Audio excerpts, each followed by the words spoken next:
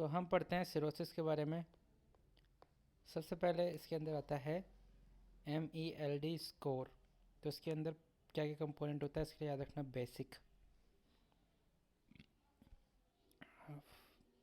Fuck basic, तो female sex हो गया F से, बिलीरुबिन हो गया, एल्ब्यूमिन हो गया,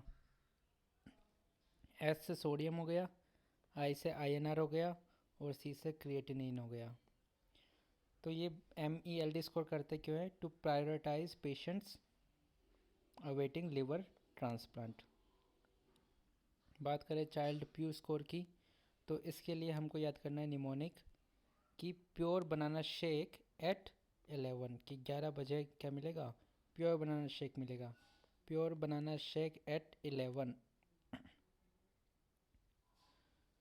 तो P से हो गया प्रोथ्रोम्बिन टाइम, B से हो गया बिलीरुबिन, S से हो गया सीरम एल्ब्यूमिन। देखो बिलीरुबिन और एल्ब्यूमिन तो है वो उसी से हमने ले लिया, INR की जगह पे प्रोथ्रोम्बिन ले लिया। यहाँ पे A का मतलब होगा एसाइटीज़ और E का मतलब होगा एनकेफेलोपैथी। इसके बाद में देखो ये सिरोसिस है, माइक्रोनोडुलर सिरोसिस है ये जो कि देखने को मिलती है एल्कोहलिक सिरोसिस के अंदर। ये होता क्यों है? Due to activation of stellate cells. आगे हम पढ़ते हैं तो हमको मिलता है, हमें पढ़ना होता है एसिटिक फ्लूइड एनालिसिस। वो कैसे करते हैं? हम साग के थ्रू करते हैं। अगर ये 1.1 से कम है तो मतलब नॉन पोर्टल कोज है, जिसके अंदर नेफ्रोटिक सिंड्रोम आता है, पेनक्रेटाइटिस आता है और ट्यूबरकुलोसिस आता है। अगर 1.1 से ज़्यादा है तो ये ड्यू टू पोर्टल हाइपरटेंशन है, एसाइटीज़। अब हाँ एसाइटिक प्रोटीन देखते हैं। एसाइटिक प्रोटीन 2.5 से कम हो सकती है तो वो सिरोसिस के कारण होगा या फिर लेट बर्ड कियारी के कारण होगा, और अगर 2.5 से ज़्यादा है तो अर्ली बर्ड कियारी सिंड्रोम।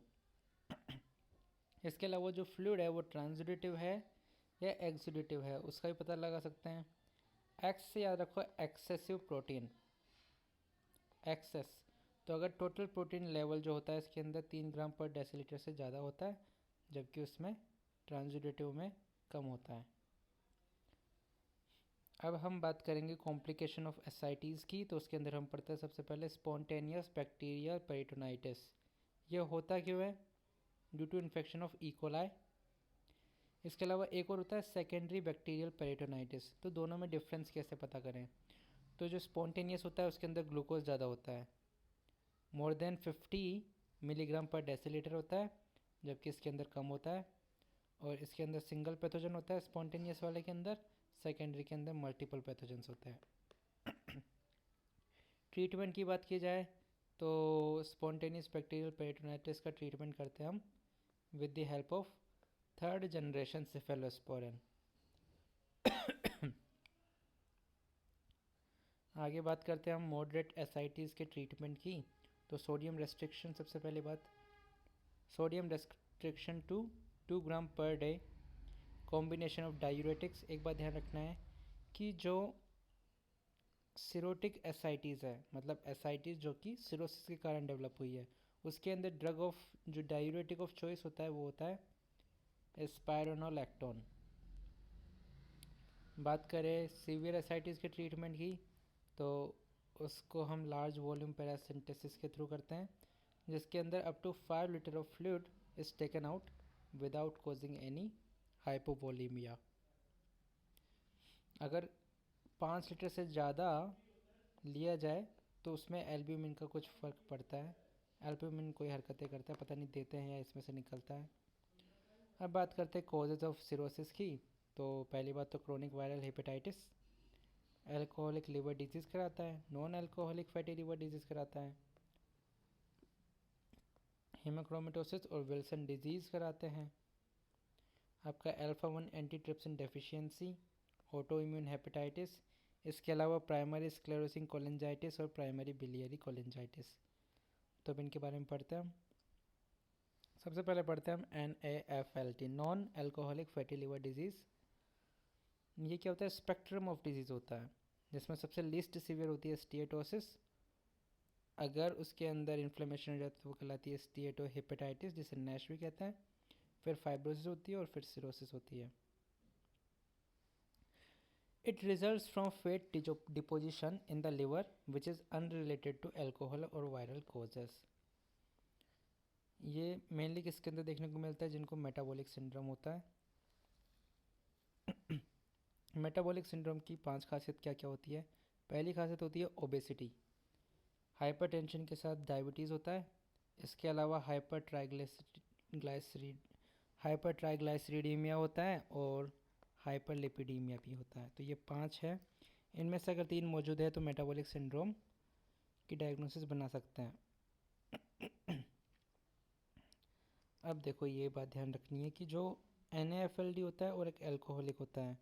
तो एल्कोहलिक में क्या होता है? एल्कोहलिक की जो एस होती है वो फूल जाती है, तो मतलब इसके अंदर AST जो है वो ज़्यादा होगा एज़ कम्पेयर टू ALT, और NAFLD के अंदर उसका अपोजिट होगा। ट्रीटमेंट की बात करें तो विटामिन E, जिसे अल्फा टोकोफेरोल भी कहते हैं, वो बेस्ट है किसके लिए? नैश के लिए फर्स्ट लाइन कंसीडर किया जाता है। ये देखो स्टीएटोसिस है। स्टीएटोसिस का मतलब क्या होता है? Fat deposition. तो ये जो वाइट वाइट दिख रहे हैं आपको इस तरीके से, ये सब क्या है? फैट है। फैटी लीवर कैसा दिखता है? बड़ा हो जाता है और सॉफ्ट हो जाता है। नैश के अंदर क्या देखने को मिलती है? मेलोरी बॉडीज़ मिलती है, मेलोरी डैंक बॉडीज़ मिलती है। So this is all about non alcoholic fatty liver disease.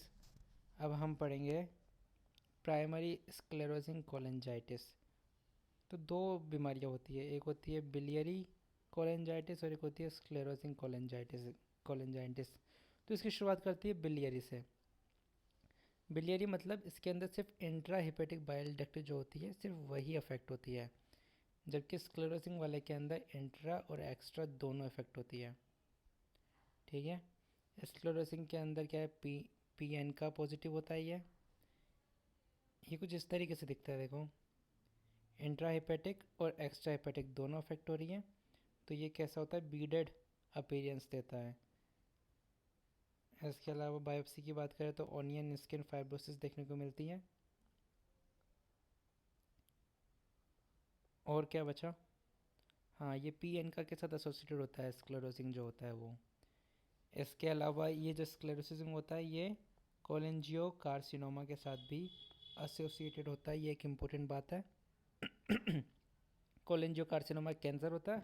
इसके अलावा ये अल्सरेटिव कोलाइटिस से भी एसोसिएटेड होता है। MRCP और ERCP करते तो स्ट्रक्चर्स देखने को मिलते हैं, और बायोप्सी के अंदर कंसनट्रेटिक ऑनियन स्किन फाइब्रोसिस देखने को मिलती है। तो यही इंपॉर्टेंट है प्राइमरी स्क्लेरोसिंग कोलेंजाइटिस।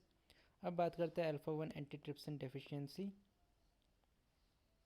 तो ये लंग्स को और लिवर को अफेक्ट करता है। अल्फा-1 एंटीट्रिप्सिन जो होता है वो नॉर्मली इलास्टेज को क्या करता है? इनएक्टिवेट करता है। तो अल्फा-1 एंटीट्रिप्सिन की डेफिशिएंसी से एम्फाइसीमा होता है। किस टाइप का? पैन एसिनल एम्फाइसीमा होता है। इसके अलावा क्रोनिक ब्रोंकिएक्टेसिस भी होती है। तो मतलब ये COPD कोज करा देता है।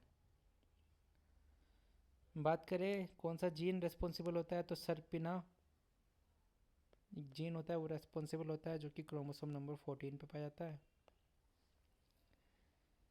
Cirrhosis caused by alpha-1 antitrypsin deficiency can be identified by the liver biopsy। तो ये स्टेन होता है किससे? पीरियडिक एसिड शिफ्ट से, और ये पिंक कलर का दिखता है। इसके अलावा डायस्टेज रेजिस्टेंट होता है। ये सब पढ़ने के बाद में हम हीमोक्रोमेटोसिस पे आते हैं। इसमें क्या होता है? एलिवेटेड आयरन देखने को मिलता है ब्लड के अंदर। स्किन की क्या हो जाती है? डार्कनिंग हो जाती है, इसे ब्रोंज पिगमेंटेशन भी कहते हैं। फेंटन रिएक्शन क्या होती है? जो आयरन होता है वो फेंटन रिएक्शन के थ्रू फ्री रेडिकल्स जनरेट करता है। ये जो फ्री रेडिकल्स होते हैं वो टिश्यू डैमेज कराता है। हीमोक्रोमेटोसिस 2 तरह का हो सकता है, प्राइमरी हो सकता है, सेकेंडरी हो सकता है। सेकेंडरी कम होगा। Frequent blood transfusion can cause secondary haemochromatosis. Primary की बात करें तो हाई आयरन, याद रखो, तो HFE जीन होता है, जो कि H से याद रखो हेक्सा, तो मतलब ये 6 क्रोमोसोम पे पाया जाता है, याद रख लेना ये। कॉम्प्लिकेशन की बात करें तो हार्ट के अंदर ये डायलेटेड कार्डियोमायोपैथी कोज कराता है। इसके अंदर स्किन के अंदर ब्रॉन्ज पिगमेंट कलर होता है। इसके अलावा यही इम्पोर्टेंट होता है, स्किन, हार्ट और लिवर के अंदर हमारा सिरोसिस हो गया।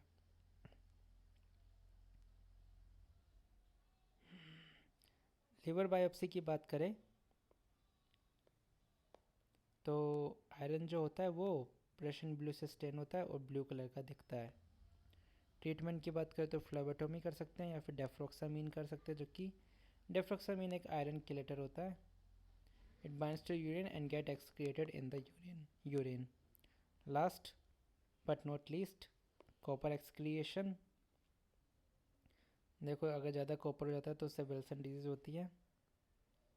कॉपर जो होता है वो H2O2 से रिएक्शन करता है और फ्री रेडिकल बनाता है जो कि टिश्यू को डैमेज करते हैं।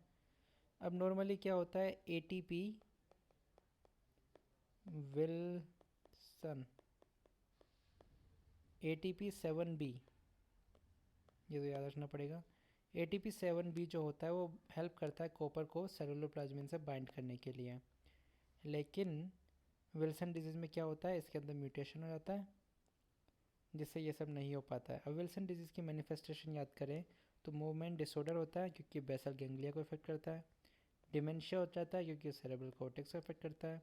काइजर फाइशर रिंग देखने को मिलती है हमें, किस में देखने को मिलती है, डेस्मेट मेम्ब्रेन ऑफ कॉर्निया, ये इंपॉर्टेंट है।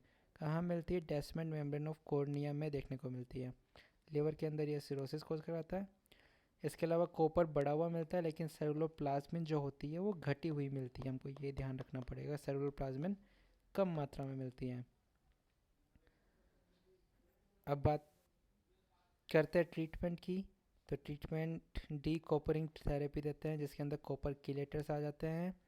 ट्राई एंटीन हो गया इसके अंदर, और पेनिसिलामीन हो गया, टेट्राथायोमोलिबडेट हो गया। इसके अलावा जिंक साल्ट भी दे सकते हैं जो कि इंक्रीज़ कराता है प्रोडक्शन किसका, मेटेलोथायोनिन प्रोटीन का। क्यों कराता है, क्या कराता है, आई डोंट नो। तो इस तरीके से याद रखो, कॉपर किलेटर में ट्राई इंटीन हो गया, पेनिसिलामीन हो गया, टेट्राथायोमोलिबडेट हो गया और जिंक साल्ट हो गया।